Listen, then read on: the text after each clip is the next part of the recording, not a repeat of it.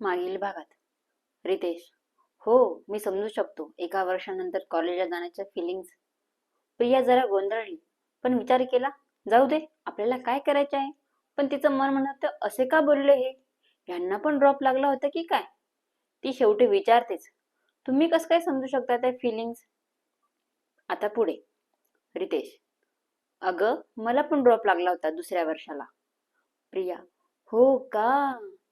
रितेश: माझा अपघात झाला होता, म्हणून मला सेकंड सेमिस्टरची एक्झाम देता आली नाही आणि मला ड्रॉप लागला होता. प्रिया: ओके. रितेश: तुला कस काय ड्रॉप लागला? रितेशचा प्रश्न ऐकताच ती भूतकाळात हरवली. तिला मागचं सर्व आठवायला लागलं आणि तिच्या डोळ्यात पाणी जमा झाले. ते पाहून रितेश म्हणाला, काय झालं ग? तू का रडते आहेस? रितेशचा आवाज प्रियाच्या कानावर पडताच ती भानावर आली आणि तिने पटकन डोळे पुसले आणि म्हणाली, मला झोप लागते आहे, मी झोपते, गुड नाईट. रितेशला तिचं वागणं विचित्र वाटलं, पण त्याने तेव्हा त्याकडे दुर्लक्ष करायचं ठरवलं. तोही तिला गुड नाईट म्हणतो आणि झोपतो. सकाळी नेहमीप्रमाणे प्रिया लवकर उठून सर्व कामावरून कॉलेजसाठी रेडी होते. दोघांची टिफिन भरते, तिचा टिफिन बॅगमध्ये ठेवते आणि रितेशचा टिफिन डायनिंग टेबलवर ठेवते. रितेशही उठतो, फ्रेश होतो आणि डायनिंग टेबलवर येऊन बसतो. सासूबाई आधीच डायनिंग टेबलवर बसलेल्या असतात. प्रिया दोघांना नाश्ता वाढते आणि कॉलेजला निघू का असं ती दोघांना विचारते. दोघंही मानण्याने हो म्हणतात. आज रितेशला थोडं लेट ऑफिसला जायचं असतं, म्हणून तो तिला कॉलेजला सोडत नाही. आणि रोज रोज जर याने तिला कॉलेजला सोडले तर त्याच्या आईला राग येईल, म्हणून तो काहीच बोलत नाही. प्रिया बसने कॉलेजला पोहोचते. कॉलेजच्या गेट जवळ उतरताच गायत्री तिथे उभीच असते. दोघी कॉलेजकडे जाण्यासाठी निघतात, तर लगेच तिथे पूजा येते. पूजाने प्रियाला बसमधून उतरताना पाहिलेले असतं. पूजा: काय मग प्रिया काकू, आज रितेश काकांनी कॉलेजला बाईकवर सोडले नाही वाटतं. प्रियाला तिचा राग येतो, पण तरी ती काही बोलत नाही. गायत्रीचा हात धरून ती चालू लागते. गायत्री रागात पूजाकडे बघत असते. एवढं बोलून पण प्रिया तिच्याशी भांडत नाही, म्हणून पूजाची चिडचिड होते. ती परत प्रियाला आवाज देऊन म्हणते की हा पण तुला त्याच्यासारखं सोडून गेला. प्रियाला हे ऐकून खूप रडू यायला लागते. गायत्री प्रियाचा हात झटकते आणि पूजाच्या अंगावर धावून जाते आणि जोरात ओरडते, जी गोष्ट तुला पूर्ण माहित नाही ना, त्याच्याविषयी बोलत नको जाऊ, नाहीतर एखाद्या दिवशी माझ्या हाताने चांगली बदडली जाशील. असं बोलून गायत्री प्रियाचा हात धरून तिला ओढतच लायब्ररीमध्ये घेऊन जाते. तिथे जाताच प्रिया गायत्रीला घट्ट मिठून मारून रडू लागते. गायत्री तिला शांत करते व म्हणते, अशांकडे लक्ष नको देऊ, तुला तुझं स्वप्न पूर्ण करायचं आहे. तुला तुझ्या स्वप्नाकडे जाणाऱ्या रस्त्यावर असे लोक भेटतील, त्यांच्याकडे दुर्लक्ष करूनच तुला पुढे जात राहायचे आहे. शांत हो आता. आणि अजून एक, तुला तुझ्या स्वप्नाकडे जाण्यासाठी जिजूंनी खरंच खूप मोठी मदत केली आहे, त्यांचे उपकार कधीच विसरू नकोस. प्रिया गायत्रीचं सर्व बोलणं ऐकते व शांत होते आणि तिला म्हणते, चल लेक्चर सुरू होईल, तू पण जा तुझ्या क्लासमध्ये आणि मी पण जाते. गायत्री: हो चालेल, काळजी घे, टेन्शन नको घेऊ कसलं. प्रिया मानेने हो म्हणते आणि क्लासमध्ये जाते. ती सर्व विचार मनातून काढून टाकते आणि अभ्यासावर लक्ष केंद्रित करते. 5 वाजता कॉलेज सुटते. गायत्री प्रियाला तिच्या डिपार्टमेंटच्या बाहेर भेटते. दोघी बोलत बोलत कॉलेजच्या गेट जवळ पोहोचता. तिथून पुढे गायत्री हॉस्टेलला जाते व प्रिया बस किंवा ऑटोची रिक्षा वाट पाहत उभी राहते. प्रिया खूप वेळ बसची वाट बघत उभी असते. वाट बघता बघता तिच्या डोक्यात सकाळी घडलेलं आठवतं. तिचे डोळे परत पाण्याने भरतात. तिला गायत्रीचे शब्द आठवतात. जिजूंमुळे तिला परत शिकता येत आहे, त्यांचे खूप मोठे उपकार आहेत. ती खूप भावुक होते. असा विचार करत असताना अचानक तिच्या समोर एक 2 व्हीलर उभी राहते. ती बघते तर रितेश असतो 2 व्हीलरवर बसलेला.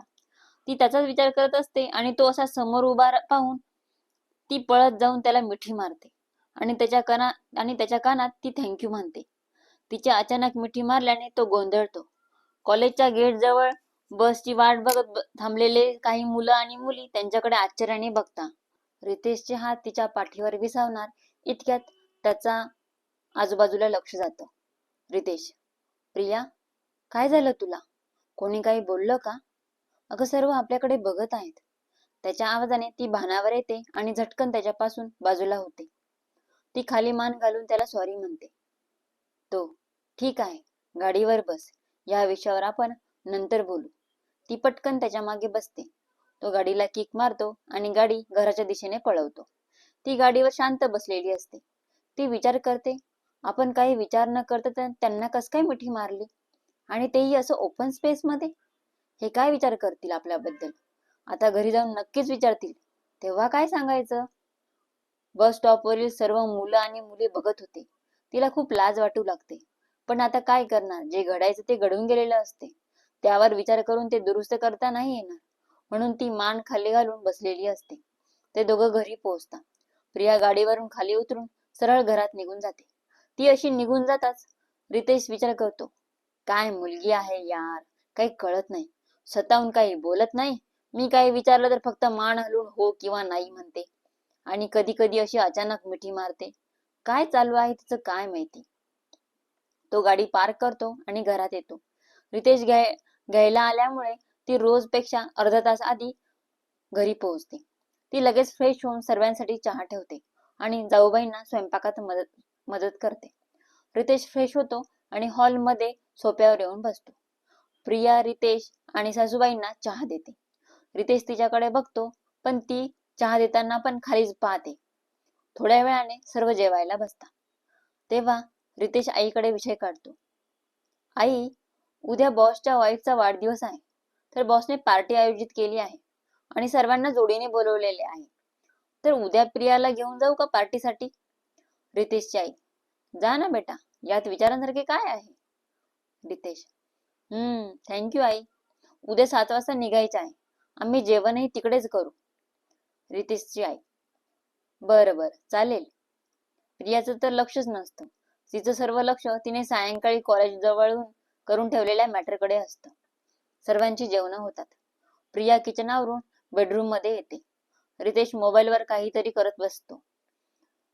ती बेड मध्ये येताच जमिनीवर गादी टाकून आडवी होते. तिला वाटते, उगाच जर यांनी सायंकाळचा विषय काढला तर काय बोलायचे, म्हणून ती लगेच झोपायची तयारी करते. रितेश तिच्या घाई गडबडीकडे पाहतो आणि तिला आवाज देतो. तशी ती शांत बसून तो काय बोलतोय ते ऐकते. रितेश, उद्या 7 वाजता रेडी राहा. माझ्या बॉसच्या वाईफचा वाढदिवस आहे आणि आपण दोघं त्या पार्टीसाठी जात आहोत. ती मानेने हो म्हणते. रितेश, कॉलेजच्या बस स्टॉपवर काय झाले होते तुला? कोणी काही बोललं का? किंवा कोणी तुला त्रास दिला का? प्रिया, नाही, तसं काही नाही आहे.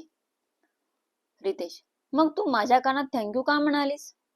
प्रिया, ते ना, मी असंच म्हणाले. म्हणजे ना, बसची वाट बघत होते, बस येत नव्हती आणि तुम्ही आले मला घ्यायला म्हणून. प्रियाने काहीतरी सांगायचं म्हणून सांगितलं. रितेशला समजलं ती खरं काही सांगत नाही आहे. तोही या गोष्टीकडे दुर्लक्ष करतो. तिला गुड नाईट विश करून झोपतो. तीही सुटकेचा श्वास घेते आणि झोपते. सकाळी लवकर उठून घरातील सर्व कामं करून कॉलेजची तयारी करून प्रिया कॉलेजला जाते. आजचा दिवस कॉलेजमध्ये छान जातो. तिला तिच्या क्लासमध्ये 2 नवीन फ्रेंड भेटतात. ती मॅरिड आहे म्हणून क्लासमधले कोणी जास्त बोलायचे नाही, पण ते दोघं तिच्याशी बोलतात, तिच्याशी फ्रेंडशिप करतात. कॉलेज सुटतं. प्रिया 6 वाजता घरी येते आणि किचन मध्ये मदत करू लागते. सासूबाई म्हणतात, प्रिया, तू तुझं आवर, तुम्हाला पार्टीला जायचे आहे. रितेश येतच असेल. प्रिया मान हलवून हो म्हणते आणि रूम मध्ये जाऊन तयारी करते. थोड्या वेळाने रितेश येतो. रूम मध्ये येताच तो प्रियाकडे पाहतच राहतो. प्रियाने छानशी ब्लॅक कलरची साडी घातलेली असते. केस मोकळे सोडलेले, कानात डायमंडचे इयरिंग, कपाळावर छोटीशी टिकली, गळ्यात डायमंडचं मंगळसूत्र. खूप सुंदर दिसत असते ती. रितेश प्रियाच्या आवाजाने भानावर येतो. प्रिया, माझी तयारी झाली आहे, तुम्ही पण फ्रेश होऊन घ्या. रितेश हो मध्ये मान हलवतो आणि फ्रेश होण्यासाठी वॉशरूम मध्ये जातो. तोही तयारी करतो. ब्ल्यू कलरची जीन्स, त्यावर व्हाईट कलरचा शर्ट आणि त्यावर ब्लेझर. जेलने सेट केलेले केस आणि त्याच्या डार्क परफ्यूम, खूप छान दिसतो तो. पण प्रियाही त्याला पाहून फ्लॅट होते. मनातल्या मनात म्हणते, किती हँडसम दिसत आहेत हे. यांच्याकडे पाहून वाटतच नाही यांचं लग्न झालं आहे. दोघं पार्टीसाठी घराबाहेर पडतात. दोघं 4 व्हीलर मध्ये बसतात आणि पार्टीच्या ठिकाणी पोहोचतात. रितेश गाडी पार्क करतो आणि ते दोघं पार्टीच्या हॉलमध्ये एंट्री करतात. सर्वजण त्यांच्याकडे बघतात. दोघांची जोडी खूप छान दिसत असते. रितेश प्रियाची ओळख त्याच्या बेस्ट फ्रेंड सुशांत आणि त्याच्या वाईफ सोबत करून देतो. ते चौघ जण एका राऊंड टेबलवर बसतात. थोड्या वेळाने केक कटिंग सेरेमनी होते. सर्वजण बॉसच्या वाईफला वाढदिवसाच्या शुभेच्छा देतात. हे चौघे पण बॉसच्या वाईफला विश करून परत टेबलवर येऊन बसतात. प्रिया आणि सुशांतची वाईफ सौम्या हळूहळू गप्पा मारू लागतात. इतक्यात स्टेजवर बॉस आणि त्याची वाईफ कपल डान्स सुरू करतात. हळूहळू पार्टीमधील सर्व कपल्स डान्स करू लागतात. सुशांत पण त्याच्या वाईफला घेऊन डान्स करू लागतो. सुशांत डान्स फ्लोअरवरून रितेशला खुणवत असतो, ये तू पण वहिनीला घेऊन. पण रितेश नाही मध्ये मान हलवत असतो. त्या दोघांची खुणवाखुणवी बघून प्रिया म्हणते रितेशला, अहो सुशांत दादा काय म्हणत आहे तुम्हाला? रितेश, तो म्हणतोय तू पण ये वहिनींना घेऊन डान्स करायला. प्रिया ते ऐकून काहीच बोलत नाही.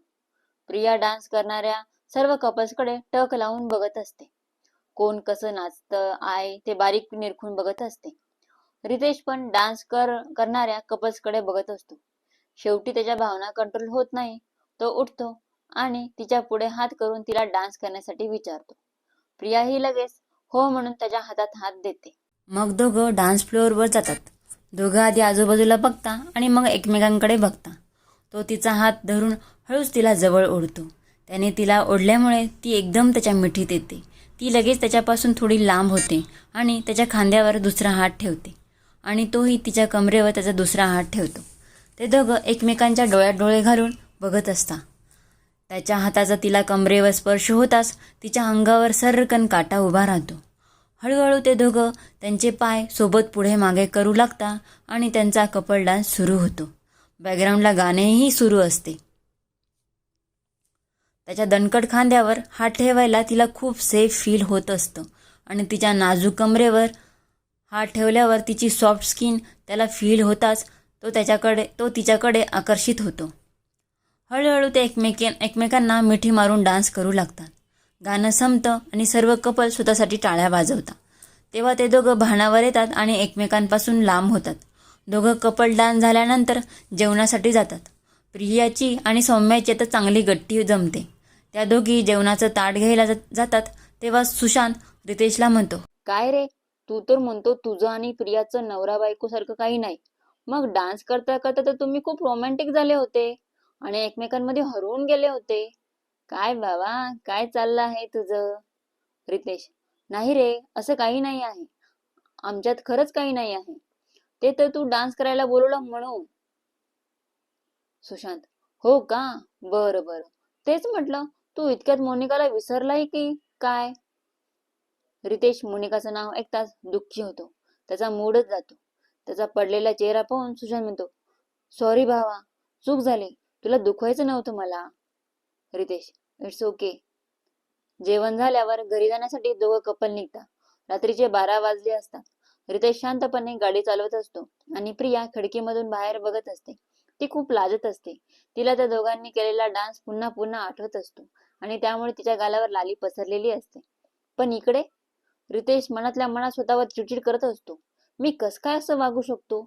मी माझे ध्येय सोडून असं दुसरीकडे कुठे भटकतो आहे आणि प्रियाकडे का आकर्षित होत आहे? एकदा का मी ह्या लग्नाच्या बेडीत अडकलो तर मी माझे ध्येय कधीच पूर्ण करू शकणार नाही. असा विचार करता करताच घर येतं. प्रिया गाडीमधून उतरते आणि घरात जाते. रितेश गाडी पार्क करून घरात जातो. रितेश बेडरूम मध्ये जातो तेव्हा प्रिया फ्रेश होऊन जमिनीवर गादी टाकत असते. रितेश पण फ्रेश होतो आणि बेडवर आडवा होतो. आज रितेश तिला गुड नाईट विश न करता झोपला हे पाहून प्रियाला जरा नवल वाटते. मग ती ठरवते, ठीक आहे, आज आपण त्यांना विश करू. Priya, good night. रितेश काहीच उत्तर देत नाही, कारण रितेश विचारांमध्ये हरवलेला असतो. त्याला तिचा आवाजच येत नाही. तिला वाटतं रितेश झोपले की काय, पण इतक्या लवकर झोपणार नाही. म्हणून ती उठून उभी राहते आणि त्याच्याकडे बघते. तर तो एकटक फॅनकडे बघत विचार करत असतो. ती त्याला परत गुड नाईट विश करते, तरी त्याचा काहीच रिप्लाय येत नाही. ती त्याला हात लावते. तेव्हा तो विचारांच्या तंद्रीतून बाहेर येतो आणि तिच्यावर जोरात ओरडतो. काय आहे? तिला वाईट वाटतं. मान हलवून काही नाही असं म्हणते आणि पटकन बेडवर आडवी होते. तिला खूप रडू येत असतं, पण ती रडत नाही. मनातल्या मनात म्हणते, का रडते आहेस तू? त्यांनी तुला विश केलं पाहिजे असं तुला वाटलं, इथेच तू चुकली. तुझी चुकी आहे. तू त्यांच्याकडून प्रेमाची अपेक्षा ठेवते आहे. त्यांनी तुला लग्नाच्या पहिल्याच दिवशी स्पष्ट सांगितलं होतं, आपल्यात नवरा बायकोचे रिलेशन होणार नाही. मग तू का त्यांच्याकडून प्रेमाची अपेक्षा बाळगते आहे? ती ठरवते, जे झालं ते झालं. आता यापुढे अशी चूक होऊ द्यायची नाही. त्यांच्यापासून एक हात लांब राहायचं. आता आपलं सर्व लक्ष अभ्यास आणि आपल्या स्वप्नांवर केंद्रित करायचं, असं म्हणून ती झोपी जाते. रितेशला थोड्या वेळाने त्याच्या वागण्याचा पस्तावा येतो. तो ती झोपली आहे त्या साईडला कानी घेतो आणि तिला आवाज देतो, प्रिया. पण ती झोपी गेलेली असते म्हणून ती रिप्लाय देत नाही. मग तोही सर्व विचार मनातून काढून टाकून झोपून घेतो. सकाळी प्रिया नेहमीप्रमाणे लवकर उठून सर्व कामावरून थोडी लवकरच कॉलेजला निघून जाते. पण ती आठवणीने रितेशचा टिफिन भरून डायनिंग टेबलवर ठेवून जाते. रितेश उठतो तेव्हा प्रिया रूम मध्ये नसते. त्याला वाटतं किचन मध्ये असेल. मग तो फ्रेश होतो आणि ऑफिसची तयारी करतो आणि डायनिंग टेबलवर येऊन बसतो. तिथे फक्त त्याला त्याचा टिफिन दिसतो, पण प्रिया दिसत नाही. वहिनी त्याला नाश्ता वाढतात. तोही शांततेत नाश्ता करतो आणि टिफिन घेऊन ऑफिसला जातो. प्रिया कॉलेजला पोहोचते तर तिचे नवीन झालेले फ्रेंड कॉलेजच्या गेट जवळ उभे असतात. ती त्यांना जाऊन भेटते. मग ते तिघं कॉलेजमध्ये जायला लागतात. तर प्रिया दोघांना 1 मिनिट थांबवते आणि गायत्रीला कॉल करून सांगते की ती आज लवकर आली आहे, तर ती कॉलेजमध्ये जात आहे. गायत्री ओके म्हणते. कॉलेजमध्ये नवीन फ्रेंड बरोबर गप्पा टप्पा करण्यात, लेक्चर अटेंड करण्यात ती काल रात्रीचं सर्व विसरून जाते. इकडे रितेश ऑफिसमध्ये तोंड पाडून बसलेला असतो. ते पाहून सुशांत त्याच्याकडे येतो आणि त्याला विचारतो, काय झालं? रितेश त्याला कालचं सर्व सांगतो. सुशांत, अरे या त्या बिचाऱ्या वहिनीची काय चुकी? तुला पण ना यार, खरंच काही कळत नाही. कधी कधी खूप कठोर वागतो तू. रितेश, अरे हो, समजली मला माझी चुकी. तिची काही चुकी नसताना मी तिच्यावर ओरडलो. पण मग आता पुढे काय? सुशांत, पुढे काय? सॉरी म्हण वहिनींना. रितेश, ते नाही होणार आपल्याकडून. मी आज जर कुणालाच सॉरी नाही म्हणालो, खरं तर तुझी चुकी आहे. सुशांत, अरे मी काय केलं आता? रितेश, तूच तूच चुकी केली आहे. काल माझा माझा खुश होतो मी डान्स करू, पण तू आला ना मला विचारायला, तिथूनच माझं सर्व बिघडलं. सुशांत, हो का? मी काशी केली का? मग तू हे विसरलास का?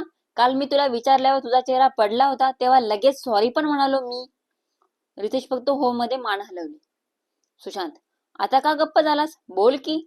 हे बघ रितेश, मी मान्य करतो की मी तुला काल मोनिका बद्दल विचारून चुकी केली, पण त्या चुकीची लगेच माफी पण मागितली. आता तूच ठरव तुला काय करायचं ते. रितेश फक्त मान हलवून हो म्हणतो आणि मनात काहीतरी पक्क ठरवतो आणि सर्व विचार झटकून उत्साहाने कामाला लागतो. कॉलेज सुटल्यावर प्रिया घरी येण्यासाठी निघते तर तिला कालचं सर्व आठवतं आणि ती दुःखी होते. ती 6 वाजता घरी पोहोचते. रितेश अजून घरी आलेला नसतो. ती फ्रेश होते, चहा बनवते, सासूबाईंना चहा देते आणि तीही चहा घेते. चहा घेऊन जाऊबाईंना स्वयंपाकात मदत करते. स्वयंपाक झाल्यावर रूम मध्ये जाऊन अभ्यास करण्यासाठी बुक काढून ठेवते. तेवढ्यात रितेश येतो आणि सरळ फ्रेश होण्यासाठी वॉशरूम मध्ये जातो. त्याला आलेला बघून प्रिया किचन मध्ये जाते आणि जेवायला वाढण्याची तयारी करायला लागते. रितेश फ्रेश होऊन बाहेर येतो तर बघतो प्रिया गायब. त्याला हसू येतं आणि तो मनातच म्हणतो, बघतो किती वेळ पळते माझ्यापासून. सर्वांची जेवणे होतात. प्रिया किचन मधील सर्व कामावरून रूम मध्ये येते. रितेश बेडवर बसून मोबाईल बघत असतो. प्रियाने कॉलेजमधून आल्यावर जे बुक्स काढून ठेवलेले असतात ते बुक्स घेऊन ती स्टडी टेबलवर बसते. प्रियाला स्टडी करताना पाहून रितेशलाही छान वाटतं. तो तिला विचारतो, कोणत्या सब्जेक्टचा स्टडी करते आहेस? प्रियाला राग येत असतो, पण तरी ती शांतपणे त्याच्याकडे न पाहता उत्तर देते, कम्युनिकेशन स्किल. रितेशला कळतं ती त्याच्याकडे पाहत नाही आहे, याचा अर्थ नक्कीच तिला राग आलेला आहे. तो हळूच बडबडतो, आपल्या कम्युनिकेशनचं काही सोल्युशन आहे का? तिला ऐकू जातं.